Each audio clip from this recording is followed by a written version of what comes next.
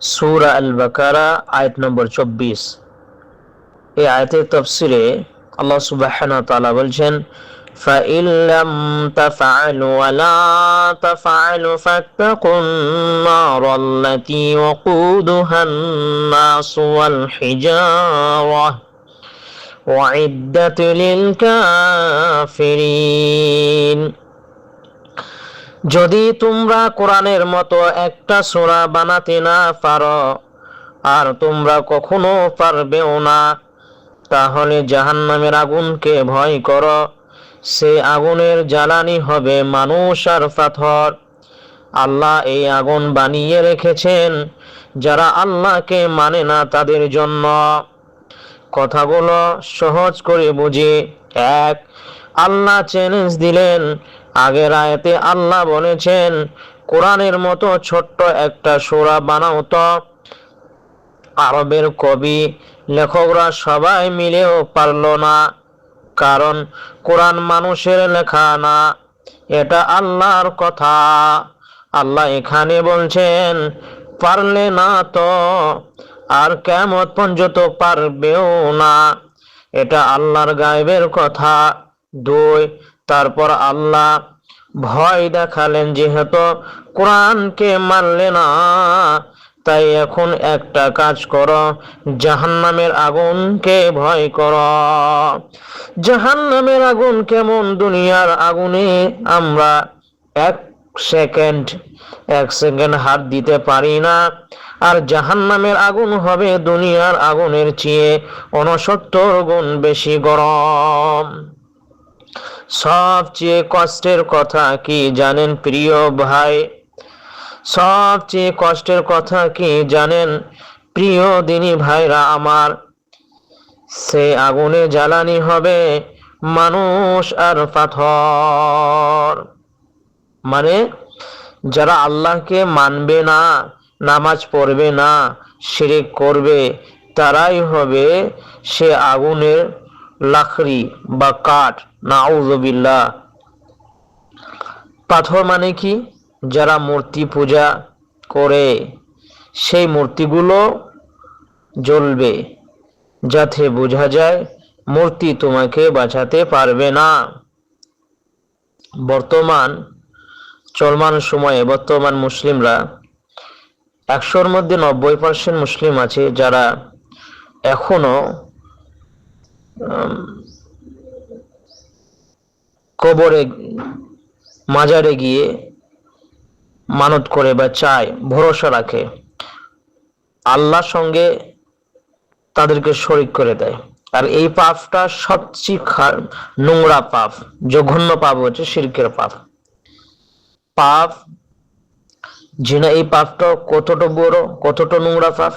একজন মানুষ জিনা করলে যত বড় পাপ, তার চেয়ে আরো অনেক অনেক গুণ বেশি বড় পাপ। সুদ খাওয়ার চেয়েও বড় পাপ, ঘুষ খাওয়ার চেয়েও বড় পাপ। মানে দুনিয়াতে যত পাপ আছে, সব পাপের চেয়ে বড় পাপ হচ্ছে এই পাপটা, শিরকের পাপ। অতএব শিরক করবেন না, শিরক থেকে ফিরে আসুন। আল্লাহ সুবহানাহু ওয়া তাআলা আমাদেরকে ফিরে আসার তৌফিক দান করুন, আল্লাহুম্মা আমিন।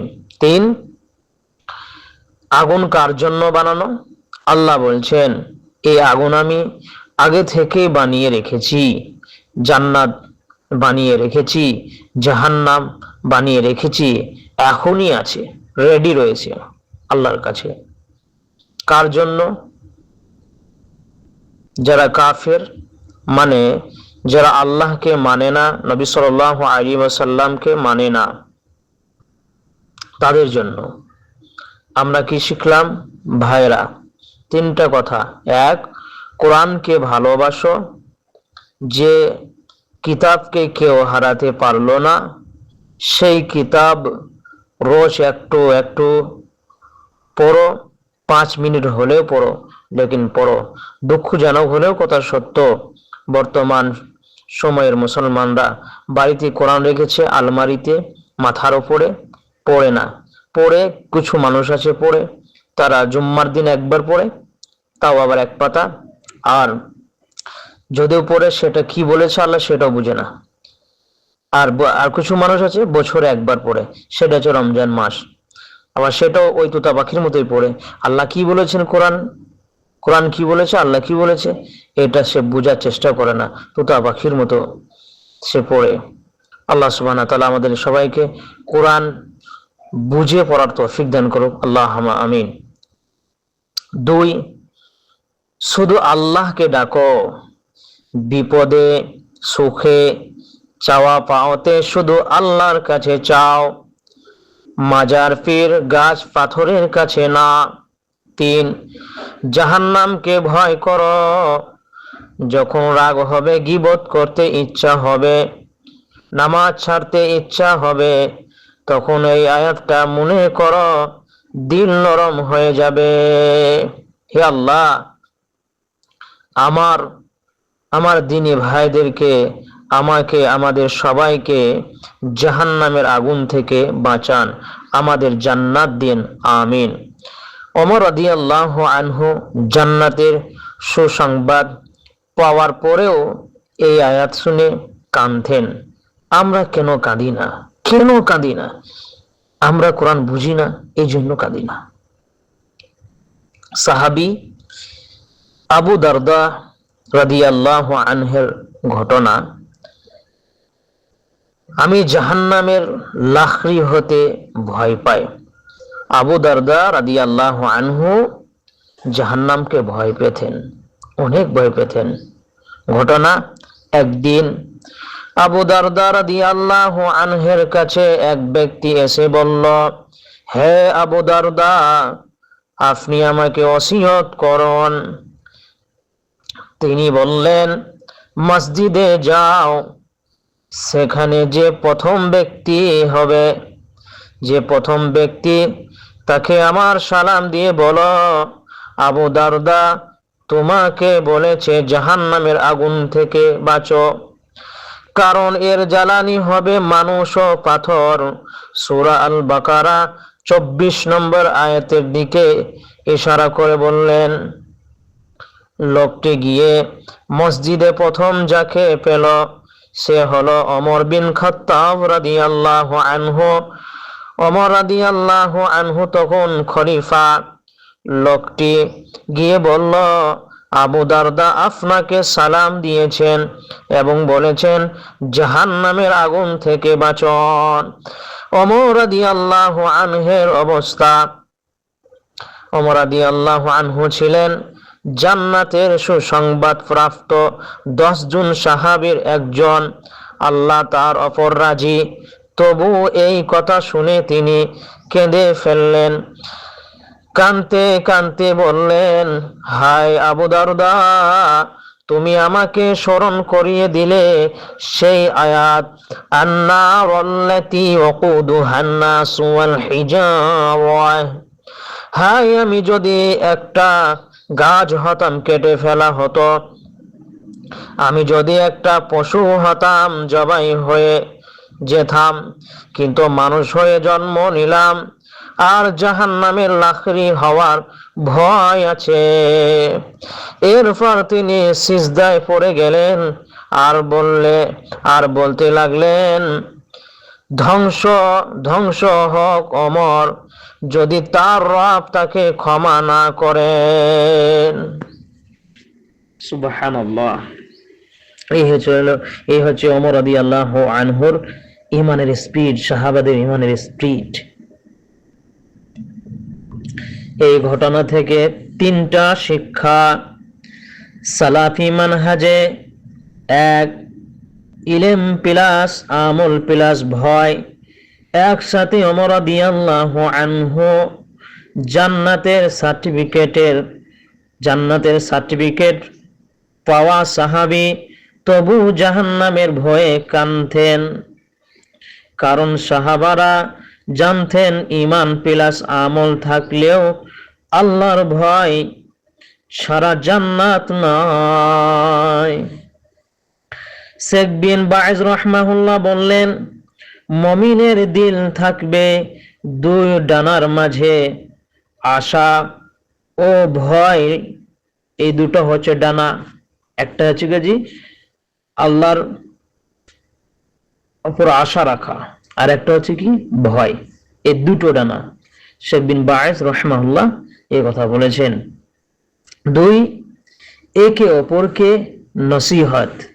আবু দারদা রাদিয়াল্লাহু আনহু খলিফা ওমর রাদিয়াল্লাহু আনহুকে ভয় দেখাচ্ছেন না, বরং কোরআনের আয়াত দিয়ে স্মরণ করিয়ে দিচ্ছেন। এটাই সালাফি মানহাজের তাওসি বিল হক। এটাই সালাফি মানহাজের তাওসি বিল হক। কিন্তু আমরা বর্তমান সময়ে, চলমান সময়ে আমরা সালাফি অনেকে দাবি করি, প্রায় 80% সালাফি মানহাজের লোক আছে, কেউ কাকে জাহান্নাম থেকে সতর্ক করে না। আর কেউ যদি সতর্ক করে, কেউ যদি আব্দুর রহমান মুজাম্মেলকে সতর্ক করছে, এখন আমি আব্দুর রহমানের উপর রেগে যাব, আরে তুই আমাকে কি সতর্ক করছিস, মানে আমি অহংকারী হয়ে গেছি, মানে আমি এমন ইমানের দাবিদার হয়ে গেছি যে ও সতর্ক না করলেও চলবে, মানে জান্নাত ঢুকে যাব, এরকম একটা পরিস্থিতি চলে এসেছে। আল্লাহ সুবহানাহু ওয়া তাআলা আমাদেরকে মাফ করুক, আল্লাহ সুবহানাহু ওয়া তাআলা আমাদেরকে হেদায়েত দান করুক, আমিন। 3, তাকওয়ার আসল রূপ। তাকওয়া মানে দাড়ি টুপি শুধু না। তাকওয়া মানে ওমর রাদিয়াল্লাহু আনহুর মতো সিজদায় পড়ে কান্না করা, আল্লাহ আমি জাহান্নামের কাঠ হতে চাই না, জাহান্নামের লাকড়ি হতে চাই না, এই বলে আল্লাহর কাছে কান্না করা। ভাইরা, যাকে নবী সাল্লাল্লাহু আলাইহি ওয়াসাল্লাম জান্নাতের সুসংবাদ দিলেন, তিনি কাঁদতেন জাহান্নামের ভয়ে, আর আমরা গুনাহ করি আর হাসি, মানে কোনো ভয় নেই, আমি যে গুনাহ করছি এই একটা ভয় আছে, কোনো ভয় নেই, শুধু হাসি। জিনা করি তারপরেও হাসি, সুদ খাই তারপরেও হাসি, আর যারা দেখছে তারাও হাসে। মানে ও যে ডুবে যাচ্ছে, জাহান্নামে ঢুকে যাচ্ছে, কেউ কাউকে সতর্কও করে না, আর নিজে মানে এই যে পাপ করছে, পাপ করার জন্য অনুতপ্তও হয় না। লা হাওলা ওয়ালা কুওয়াতা ইল্লা বিল্লাহ। ওমর রাদিয়াল্লাহু আনহু বলতেন, যদি আকাশ থেকে ওয়াজ আসে সবাইকে ক্ষমা করা হলো, শুধু একজন বাদে, আমি ভয় করতাম সেই একজন আমি। আর আমরা ভাবি আমি তো নামাজ পড়ি, আমি তো রোজা রাখি, আমি তো হজ করি, আমি তো যাকাত দিই, আমি জান্নাতে যাবই। ওমর রাদিয়াল্লাহু আনহুর যদি এই হাল হয়,